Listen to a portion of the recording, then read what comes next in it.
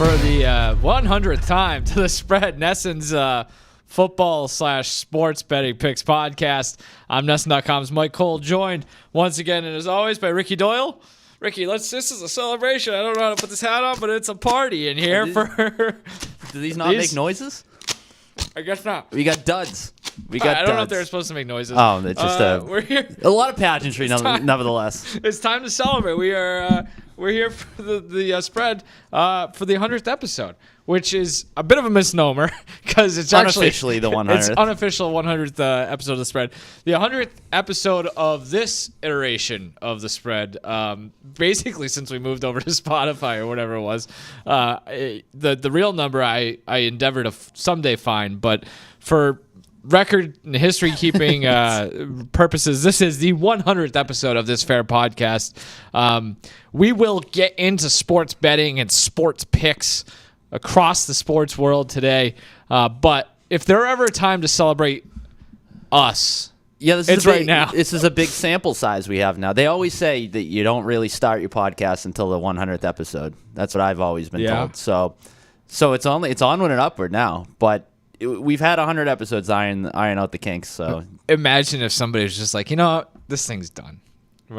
Actually, we made it to triple digits. I don't think that's going to happen because, as announced by Nesson, very recently, we have launched. I guess not launched is probably not the right word. We've had these podcasts going, but we're up and running. You can get podcasts. I mean, this one you could always get where you get your podcasts, but the rest of the Nesson podcast network is now on Spotify, Apple, Amazon. I'm not sure if they're on the Bootleg podcast app that I use, but it's an exciting time in the podcast/vodcast business here at Nesson. But I think it should be a time to celebrate us because we've been doing this for a while, and the fact we talk about this all the time. We talked about this at the relaunch of the relaunch. Yeah. That you and I are still not sick of talking to each other, despite the fact that I don't think we've ever spoken as much as we are right now, both true. On air and off air. But we made the cut. Like if ever there was probably people out there that thought maybe we were on the roster bubble when it came to the podcast. Like, hey, they got a lot going on internally or externally. Both. Yeah, both. I agree. You never know. I agree. You don't know what those conversations were like, and the fact that we made it. Is a testament to the mileage we got on us at this point, and we're still there. I think it's a testament probably to our stick-to-itiveness, where they were just like, you know what, these guys, let's just put them in the corner. As long as they don't bother us, they can keep doing it. I'm not even actually. Well, I guess I am sure because I know I see it on YouTube. So, but if you had told me that. They just put us in here, turn these cameras on, and make it look like we're actually doing something, but they weren't actually recording it. I'd be like, yeah, that makes sense. I could see that. So you know what? I'd be all right with that. I would too. It's just break out of our day to do whatever. There's you come in this room and it's it's a new world. Case, so don't do that. Please. It's like locking us in a steel cage or a shark cage. So I don't know any. Are we done kissing our own asses? It goes back to the start of the 2020 NFL season. This run, which we'll kind of get into a little bit more. There's another connection there. Yeah. I wanted to go back and kind of look at the things I've said over the years. I didn't have time to do that. I think it is fitting that we were recording this on June 12th, the same night that Tom Brady, perhaps you've heard of him, is getting inducted to the Patriots Hall of Fame. I think even in the last. What is this now? 4.5 years. I've probably shoveled dirt on him, or I guess 3.5 years. I've shoveled dirt on him plenty of times, even in that run. Yep. Or if you want to go even farther back. So I think that's probably a take of mine that did not age well. But there's been plenty of misfires on our account as well. We learn from our mistakes because I think you and I both probably buried the Patriots earlier than we should have, and I think we have also decided. Or I've decided, and I think you're with me, not to do the same with the Chiefs. Oh, I think you're saying we're going to rebury the Patriots, which we are. Well, no, but I think that last season we remained in on the Chiefs for the long haul, and obviously it bared tasty fruit. But yeah, I think we learned our lessons from the Patriots. Yeah, I mean, we sit here and talk about you would think that 100 episodes is a long period of time, especially when we're doing this. On a yearly or weekly basis throughout the entire year, the Chiefs were really good when we started too. So they're still really good. Yeah. So But we've had, I mean, the Super Bowl shows, the Thanksgiving. I always enjoy the Thanksgiving shows. Oh my God, nothing. You know, we do the one-offs. We get a little. I try not to get ahead of myself, but like just thinking about Thanksgiving right now is right around the holidays. We yeah. did, you know, now that you have the games, a lot more around Christmas. We do the one-off episode there. So you know, just a lot of different things we've done. It's show and tell. I mean, show and tell is kind of fallen by the wayside a little bit, but it'll come back. It'll come back. Everything comes back. So you just got to be on your toes. You know when you're going to get it. Yeah, it's been. And now we're talking things other than football. It's been a wild ride, a delightful ride. I've enjoyed most of it, so at least in here. You got 100 signed. That is Wilt Chamberlain 100 an homage to Wilt Chamberlain. We're going to try to work in. Personally, I believe more feats should be honored with a clean 8x10. Yeah, you reach 3,000 hits. You had 500 home runs. Like, boom, you go into the copy room and you get a. It's a good idea. It's very easy. A quick sheet from the fax machine. Low barrier of entry for that. Yeah. So we're gonna kind of, as we get into this, we're gonna do a little NFL talk. We'll do a little U.S. Open, then we'll get a couple of other things all on the way. We're gonna try to fold in the 100 aspect of it. You know, the century note. Do you buy the Wilt Chamberlain? So that's what I wanted. By the way, do I buy it? Do you think it happened? So you were actually asking me this the other day. Lay it on me. Do you have any proof? I love the Chiron right now. Like did Wilt Chamberlain score 100 points? I mean, I think he scored 100 points in a game. I don't know how impressive it is. I'm just asking the questions, Mike. I'm not saying it didn't happen. I'm just saying that's what the internet has been talking about in recent years, is whether that's a thing. Because look, there's no video footage of it. There's just the radio broadcast, which I think was covered in the late 80s. So there's just a lot of things that make it. This was 1962. The Warriors beat the Knicks 169-147. It was actually an article in the Athletic back in March, because I think it happened like March 2nd or something. That's what I literally just said. Or did I? Did you say that? No, I don't know. We'll go back to the tape, I guess.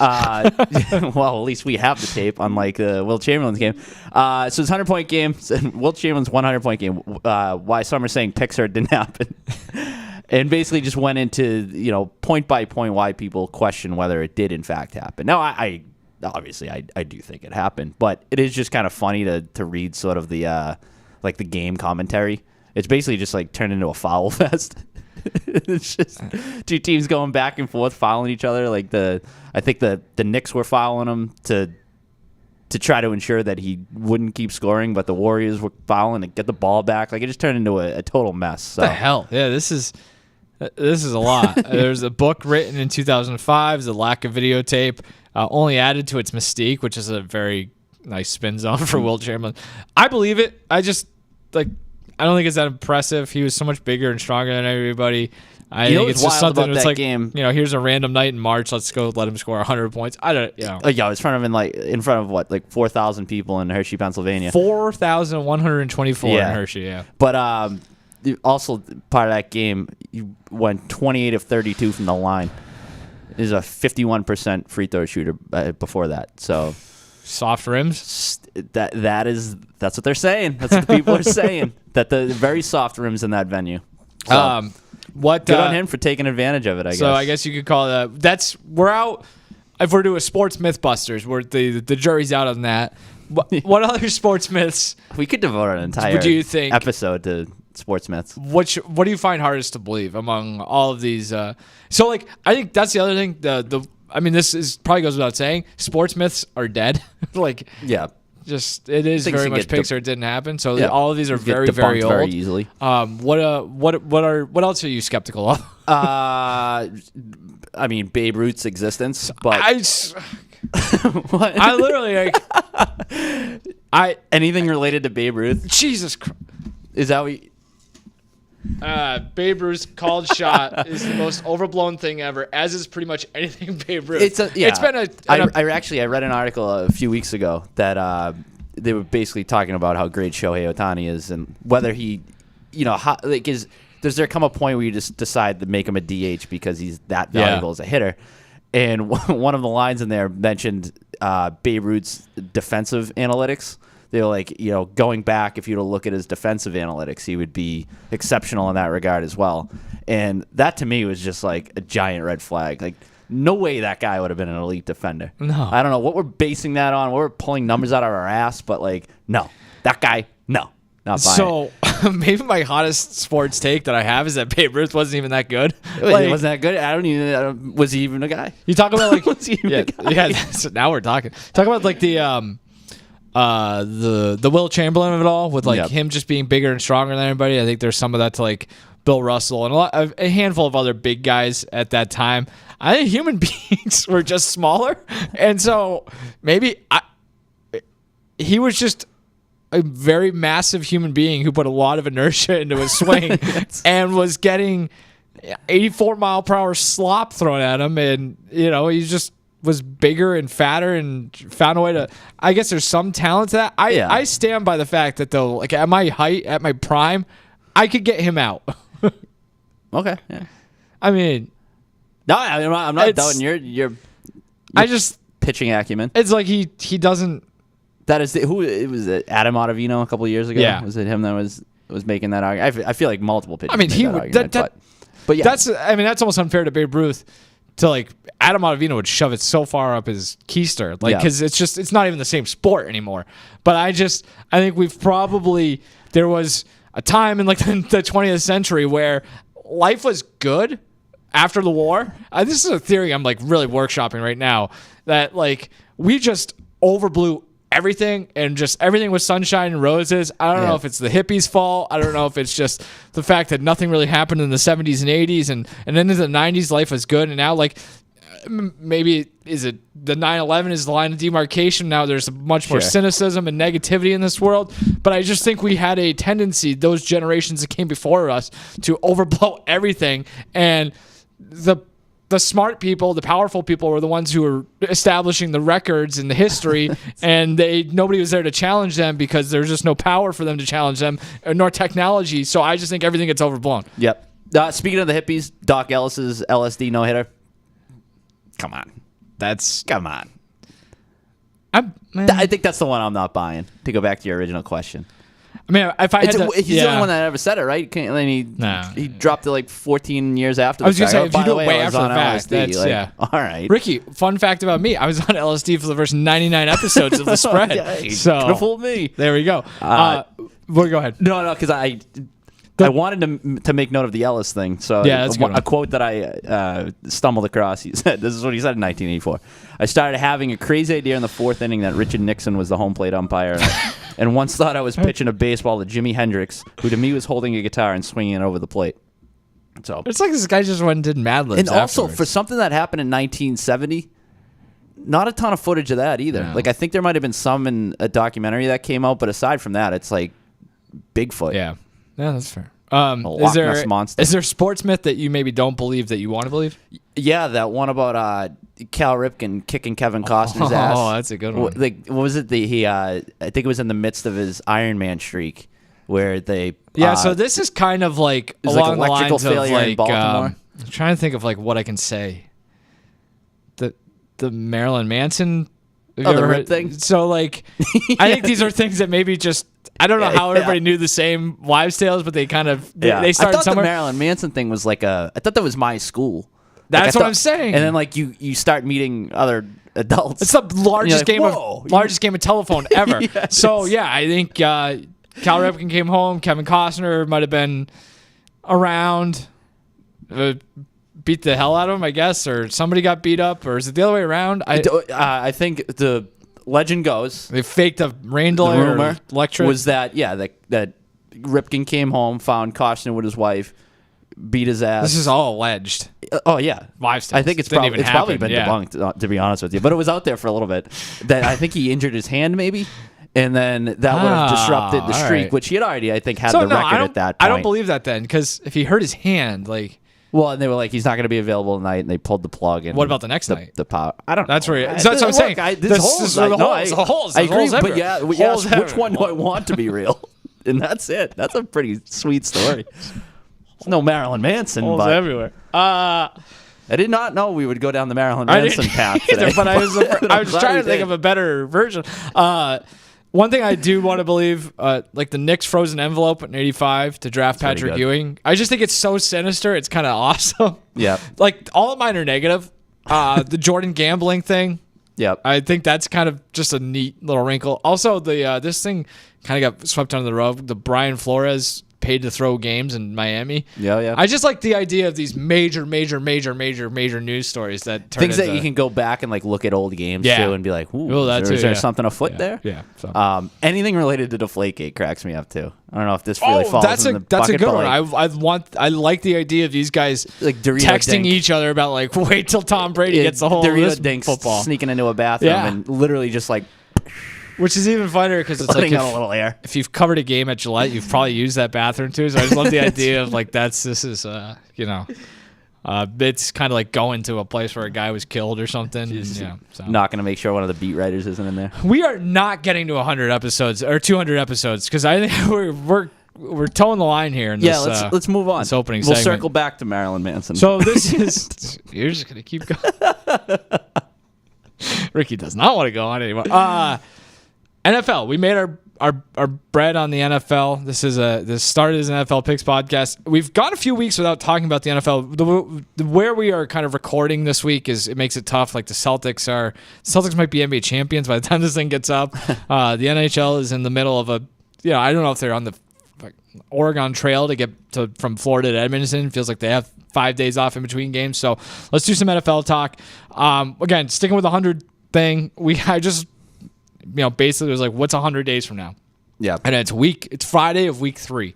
So basically coming out of week 2, what will we be talking about in 100 days in the NFL? What bold prediction are you ready to make about the NFL through 2 weeks in June?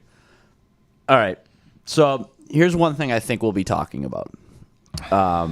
If you want to label that a prediction, I guess. Yeah. I think we're going to start having uncomfortable conversations about the Falcons and whether they already want to go to Michael Penix Jr. Ooh, that's an interesting wrinkle, if you will. Or, I direction. think obviously Kirk Cousins coming back from the torn Achilles. Yep. That's a level of unpredictability. Not sure how that's well he's going to be. People forget he's hurt or he was hurt. Yeah, a pretty serious injury to a guy who's not the youngest. And it's his back leg. Like he could come back and just not be the same quarterback. Like that's legitimately on the table. Yeah. Their first 3 games versus Pittsburgh, at Philly versus Kansas City. Pretty tough way to open. Mm-hmm. They'll be their favorites in that Pittsburgh game, but then obviously it gets more difficult from there. Just with the expectations, they're minus 115 favorites to win the South, the Falcons, minus 245 to make the playoffs. Their win total at 9.5, juice to the over. Like they're going to want immediate results there. And if they start off 0-2, 0-3, or 0-2 going into that week 3 game against the Chiefs, I think you're going to start hearing some rumblings. Like I don't know how much legitimacy there will be or whether they'd actually consider it, but like from a sheer national pundit talking head sort of thing, that's going to be a conversation. It's a first take talking point. So I say they're sitting at 0-2, and we're having that debate, even if it is just sort of a hypothetical. Fair enough. For me, I'm literally going 100 days from now. It'll be Friday of week 3. We'll be coming out of Thursday Night Football between the Patriots and the Jets. I think the Jets will be at best 1-2, possibly 0-3. And I think this stems from I just don't totally believe in them. You want to talk about guys coming off injuries? Aaron Rodgers. I was gonna say, nice. I think it's maybe the best thing that ever happened to at least the last couple years of his career was getting hurt. Weirdly, because that overshadows the fact that he was not very good late in his Packers career, especially in that final season. And I don't know if Gordon Hayward effect. Yeah, right. Like I don't know. Never play. People don't realize how bad you are. I don't know if he's good anymore. That was like what 2.5 years ago now, or a year and a half. I'm bad with numbers. But like you can count to 100. Though. Yeah, I can get to 100 pretty quickly. So like we don't know how healthy he is. We don't know how good he is.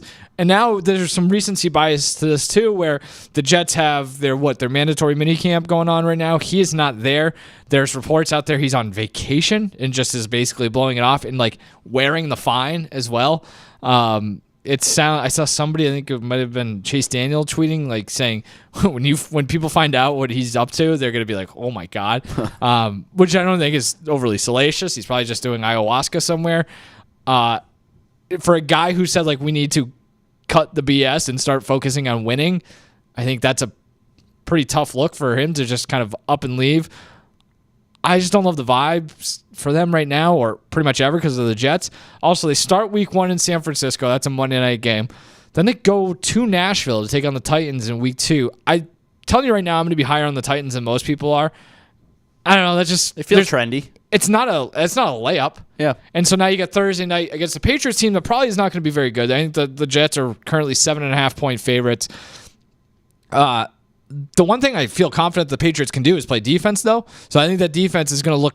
It's going to be early on. They're going to be relatively healthy. I think they're going to look good against the Jets. And so maybe the Jets find a way to eke out a 17-14 game to get them on the right track or get them back on the tracks.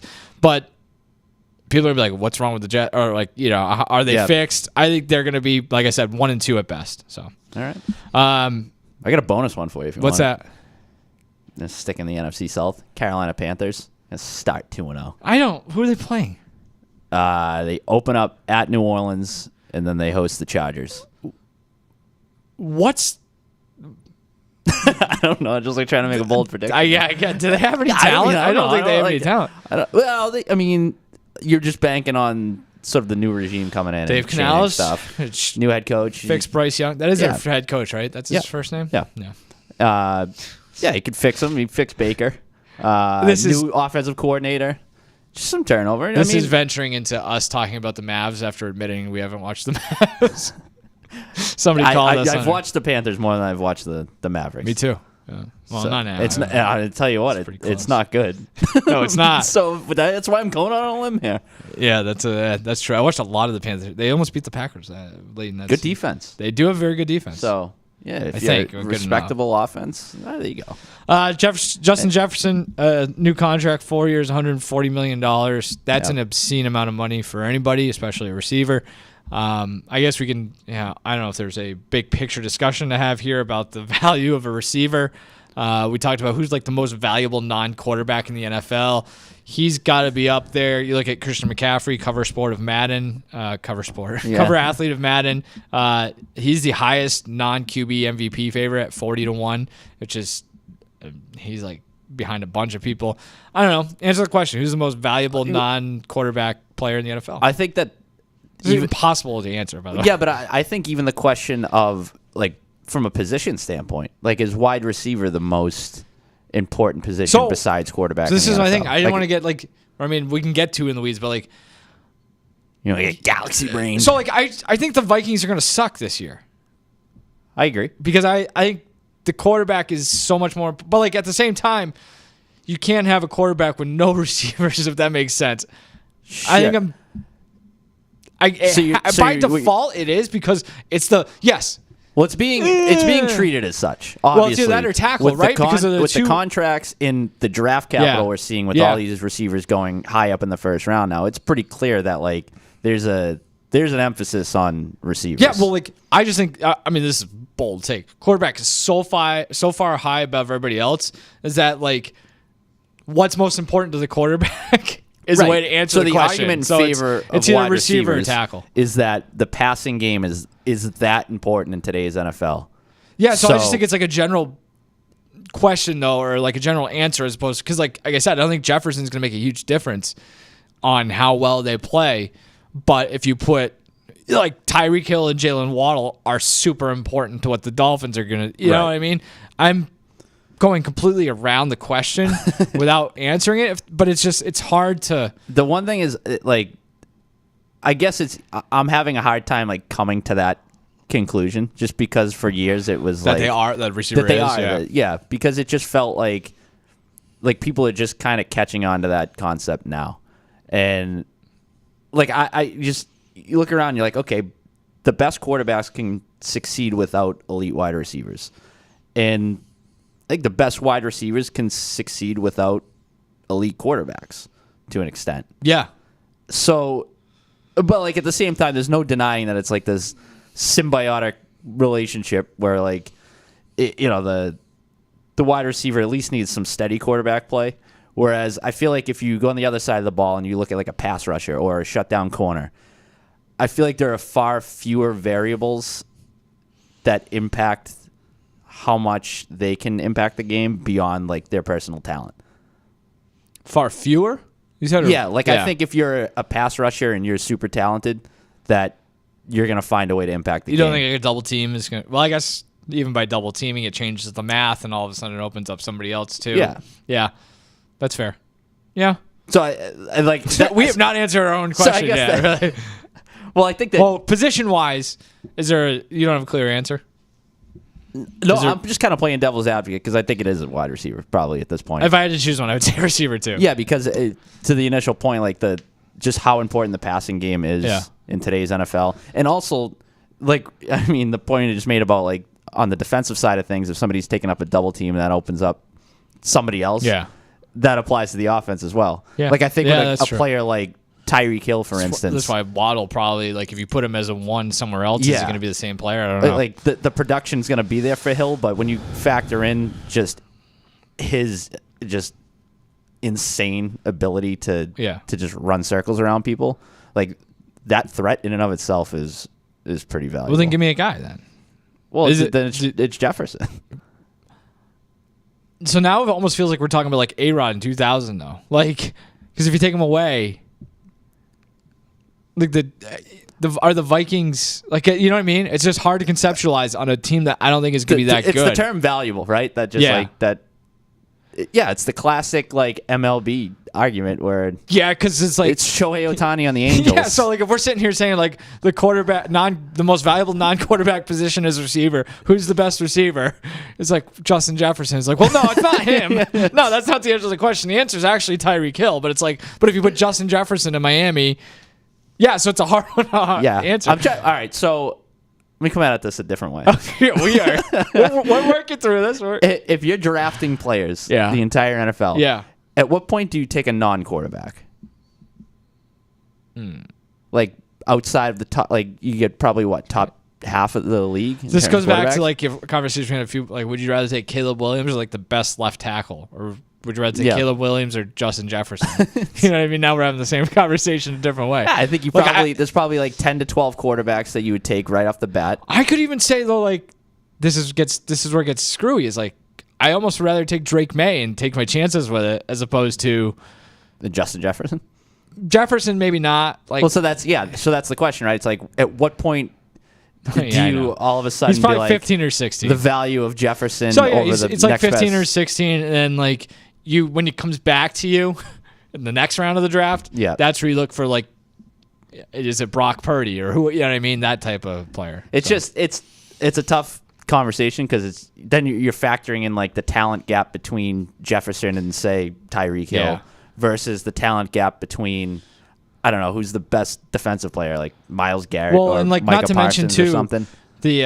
The sport makes it so hard to debate as well because there's you're just so dependent on so many other people for your own success. Where it's like if the Vikings this year don't have a quarterback and don't have an offensive line, it's gonna be hard for Justin Jefferson to go nuts. Now I will say though, like there are guys like I just mentioned Garrett, but like somebody like T.J. Watt. So this T.J. Watt is my answer. The Steelers are 1-11 without T.J. Watt. There is clear evidence to support that. When it gets to support his value, when it gets like 1-11, a 12-game sample is pretty big. Pretty big. Yeah, that's a good answer. I can't tell you why it is. You know what I mean? Without really grinding over the tape, and even then, I'm not even entirely sure. Yep. 12 games does still feel a little noisy when it comes to a data point, but like that's a pretty hard trend to argue. Sure. So, and I mean, T.J. Watt is he's currently tied for the favorite for Defensive Player of the Year, plus 550 with Micah Parsons. Then it's Bosa 7-1, Crosby 7-1, Myles Garrett plus 750. Aiden Hutchinson 10-1 is something I might look at this year, or Will Anderson 20-1 for Defensive Player of the Year. That's so hard. I think Parsons has a really good argument for being the most valuable non-QB as well. Defensive Player of the Year is rookie year. That's true. He's pretty much done everything. Yeah. He's had at least 13 sacks every year. You look at like the interceptions and like the turnovers they produce there. Like he plays a big role in that. There's just he can do it all. Like, and he's a guy that when you do watch him, you're like, whoa, like he's athletic. He can move around. He'd probably be the first defensive player I'd take. Yeah. I think I'd take him over Watt. He's younger. I mean, if you really want to buy. Whatever the stock you want to, however you want to value like Will Anderson stock. That's a potential, but it's such a proven commodity, and he's pretty much coming into his prime right now, or is in his prime. So, yeah. Or Hutchinson. Hutchinson's like low key beast, which is no surprise considering he's a top 5 pick or whatever. But to your point about the shortest MVP odds among non-quarterbacks, McCaffrey being the shortest, but then you have, I think, Jefferson and Tyreek Hill at 100-1, which is the same as Geno Smith and Will Levis. Yeah, right. So like when you start looking at it like that, I think that really contextualizes everything. It would have to be like Jefferson's the only one who has a shot because it's if it's Tyreek Hill, you can make the argument for Tua, and all of a sudden you start splitting votes where it's like it has to be a guy on a pretty bad team that turns him into a Super Bowl team. Really, if you're like team. eyeing any sort of hardware for like receivers and stuff, it's Offensive Player of the Year. Tyreek Hill favorite 8-1, McCaffrey 9-1. This all courtesy of FanDuel Sportsbook. Jefferson, CeeDee Lamb, and Jamar Chase all at 10-1, and then there's a little bit of a drop off. Saquon Barkley 20-1. Fair enough. So. We were gonna do CJ Stroud's QB rankings, but you want to pocket that? Let's pocket it. I want to talk golf. Okay. Yeah. So it's the U.S. Open it's U.S. Open week, and there is a 100 tie into this. When we first started this second iteration of the spread, where this 100th started was September of 2020, which also was probably a week or two before the 2020 U.S. Open at Winged Foot in New York, won by Bryson DeChambeau, because COVID pushed that back into the fall. I think there was nobody there. That's another thing. That's probably worth a deep dive at some point one of these years. It's like just how crazy COVID was. We could like rank the COVID events. Yeah. I mean, we already talked about the Westminster Dog Show and what they had going on. That's a good point. But there's like, the Brady golf thing, like, and just the fact that they were having stuff in empty arenas and empty stadiums is nuts. Anyway, mental note. So, but it's back into June now. The traditional Father's Day finish on Sunday. At Pinehurst number 2 this year. Scotty Scheffler, overwhelming favorite. Last time I checked, he was plus 280. Got an email from BetMGM today that said he opened at plus 750, bet down to 3-1. That's really low. I kind of looked it up for historical purpose. 2001 Masters, Tiger, plus 150. 2002 Masters, 2-1. 2005 U.S. Open at Pinehurst, Tiger went at 4-1. 2008 Masters, he was 13-10. I meant to look that up, but I'm not entirely sure what the number is. And then 2-1 at the U.S. Open in 2008, the one that he ended up winning on one leg and then went away, and then his career pretty much is never the same. This is insanity. Yeah. Like, I don't know. You don't bet on golf a ton. Is that something that would get your interest at all? Well, this is going to be the question I would pose to you. Is like, do you almost like it because it perhaps give you some value on some of the other top end golfers? No, because these books are so sharp, or you don't get value on anyone. The value's not there. Like tonight, Wednesday night, I'll look at it and try to find something I like after everything's been bet into and the market kind of evolves. But like, I mean, Xander Schauffele is what, 10-1? Like if one guy's 3-1, then it's just. I think he's 10-1. I think Rory's 10-1. Yeah, Rory. I mean, Rory's a perfect example. The guy is not. I mean, I guess he's playing well, but doesn't feel like a major threat to win, which means he probably will now. I don't want him at 10-1. So like, it's hard. I usually don't. This is why I never win. Like, I don't look at the top of the board a whole lot because I'm going to go look for guys who are like 50, 60, 70-1 and hope to have a chance on Sunday, and then I can kind of change audible at the line of scrimmage if I have to. One thing I kind of kicked around here, and we've talked about this, is could you parlay Scotty with something else for a chance to make a little bit more? Yeah. I think that's kind of an interesting thing. I looked at it earlier this week. Parlaying Scotty plus the Celtics was like plus 340. Yeah, there you go. Which doesn't feel like there's a whole lot of value there. I mean, the Celtics were, I think, minus 900 to win the NBA Finals after their Game 2 win. Again, this is going to be useless, but it's gone down a little bit after the Porzingis injury. I just kick around. I came up with something. Okay, I went in the lab. I got Scheffler to win the U.S. Open, Celtics to win the NBA Finals, Panthers to win the Stanley Cup, and the Philadelphia Phillies to win the World Series. So I think those first three are somewhat likely. Again, it's weird that we're even talking about Scheffler as likely, but the guy's won like 5 of his last 8. He's a perfect fit for Pinehurst. So let's just assume, like, if I can get through those three, now I've got, like, the board is mine because that comes out to plus 35, 30, it's like 36 to 1. So now I'm sitting there. October rolls around. I can kind of pick and choose what I want. If the Phillies happen to get to the World Series, I'm golden because I can hedge the hell out of that thing if I want.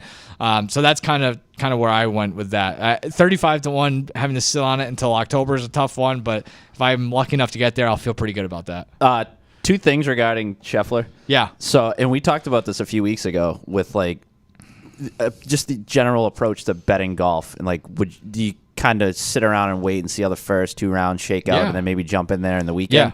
Yeah. Like this past week, you never really had that opportunity because he had like a 3-stroke lead on Saturday. Yeah. And you're looking and you're like, maybe if he was behind 3 strokes and maybe you get in there and get a little action, but like, I don't know, I'm not betting against him to fall off a cliff over the weekend, not by any stretch of the imagination.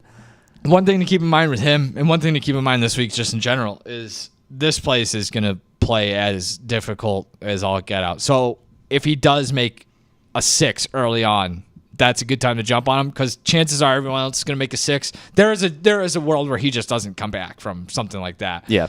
Everybody's going to make a big number at some point this weekend. The other thing is he goes off at 1:14 on Thursday afternoon. The weather this week, it's going to be a hot one. And I think it's the highs on Thursday are 88. That might be like the coolest day of the week. I think your advantage to go out early on Thursday before the course really dries up and firms up. So maybe the idea of like he goes out and just grinds away to get par, but he's like 4 or 5 shots back going into Friday when he gets to go play in the morning on Friday, and then a chance to make up that ground is a chance to kind of dive in on him. That being said, like the books are accounting for all of this stuff, so it's just you're not getting like he's not gonna be 45 to 1 if he's 6 strokes back. So, but you know that's how good he is right now. That's what you're looking for. And then the other thing, the cross sport parlays. Do you do that? Like, I know we're doing it for the purpose of this exercise. No, I don't. Not unless it's like the same weekend. I'm so bad at betting futures because I hate having my money tied up.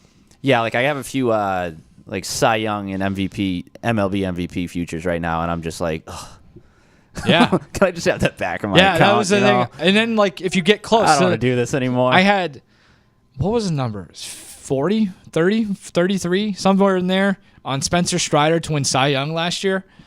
And it's like, yes. And the guy gets his head ripped off the last, like 2 of his last starts, and all of a sudden he's not it. It's like, I'm sitting here and be like, guys, war is 8. He's striking out 400 guys. Like, come on. And it's just like, no, you can't get there. So that's it. It's tough. So I'll give you one. I was sort of going down the path that you went down. I was eyeing a Scheffler win, Jason Tatum Finals MVP, and Panthers Stanley Cup Series spread, which would have been about 12 to 1-ish. Oh, I like that. Other one I settled on, though, is just because I want a little skin in the game for this. Okay. Scheffler to win, plus England to win the Euro 2024. Oh. They are the favorite at plus 350, so you package that with Scheffler at plus 280.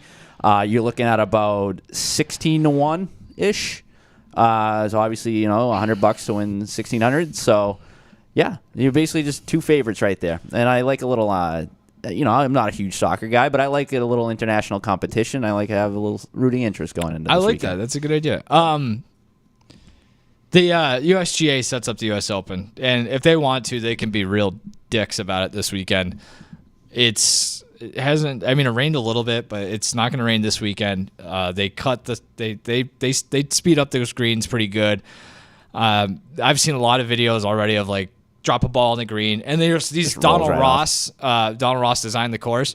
He makes these. They're called turtleback greens, and so it's like just picture what a turtle's back looks like, and that's what the greens are like. So if you don't hit it in the spot that you're aiming for, things rolling off, and then you've got there's no thick rough like at most of these places where these guys play. There's thick rough, so they don't care. Like they can just chip on. Like this thing is gonna go see ya, and it's like down into the waist area, into the sand.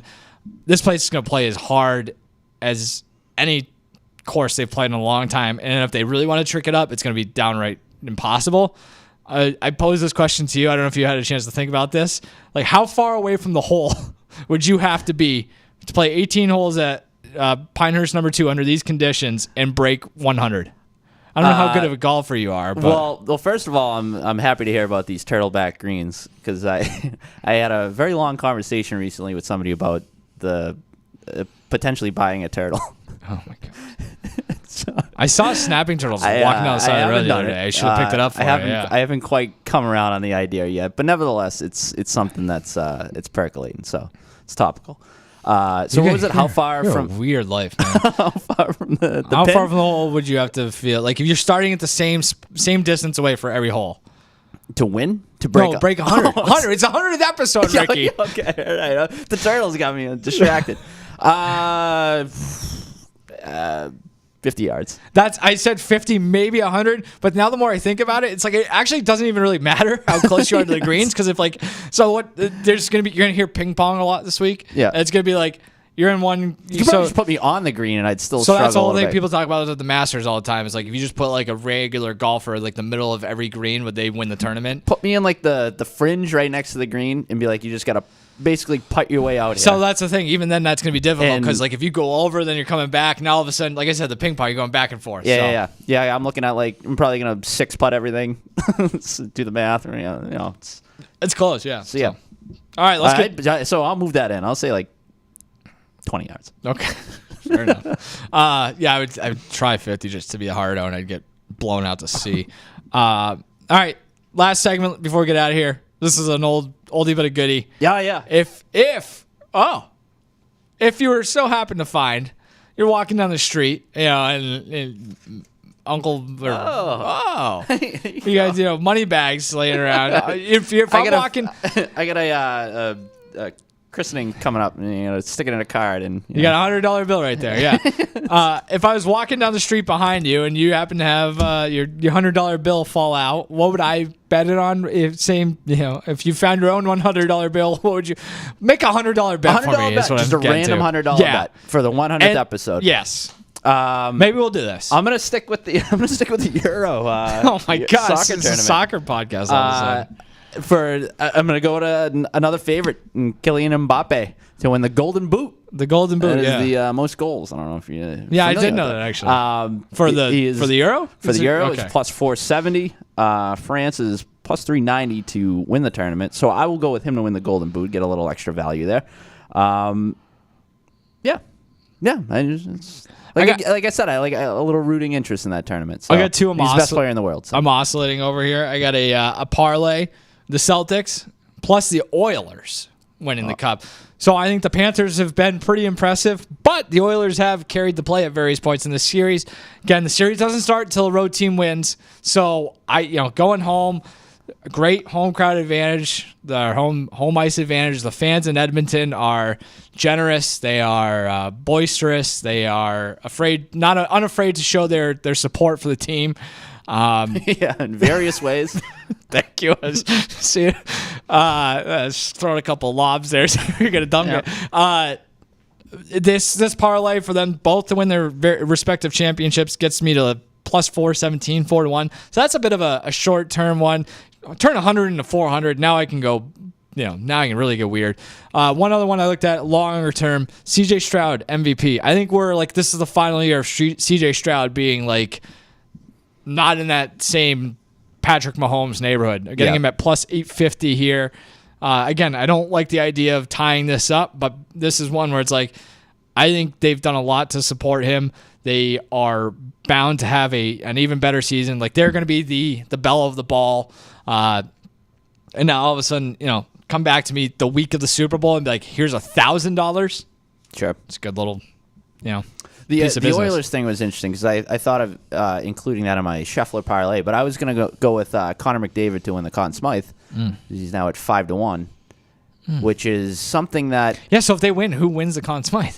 If the Oilers win? Yeah. It's definitely him, right? Yeah. Yeah, it's definitely him, and you get a little extra value there. Plus 450. And I also, and then maybe it goes 7, and Bobrovsky falls off a cliff, and he somehow wins it anyway. So that's right, and I'll be cashing in my 4-1 with your money. But we'll leave it on CJ Stroud because we will go back to his quarterback rankings perhaps next week. Or actually, you won't be here next week. That's right. Oh, 100th episode and you take off. Yeah, that's right. You slap the bow on it.